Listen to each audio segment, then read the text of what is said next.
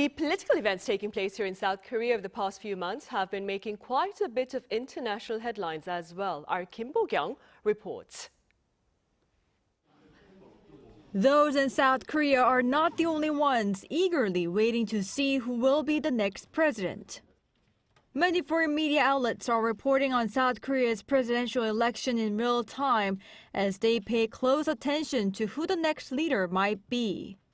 Reuters said South Koreans were voting to cap 6 months of turmoil triggered by a shock martial law by former leader, and highlighted the challenges new leader faces, a society scarred by the attempt at military rule and an export-heavy economy reeling from unpredictable protectionist moves by the United States.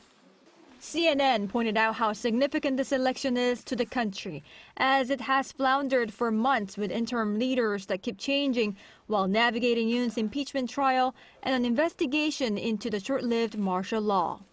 It highlighted how voters are most interested in the country's flailing economy and rising cost of living that were partly caused due to Trump's trade war as it hit South Korea's export-reliant economy hard.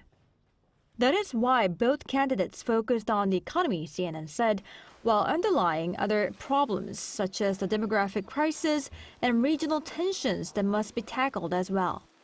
BBC shed light on how some voters are having a dilemma of whether they would vote or not, as neither of the leading candidates are very popular in the polls, while British newspaper Independent focused on high early voting turnout.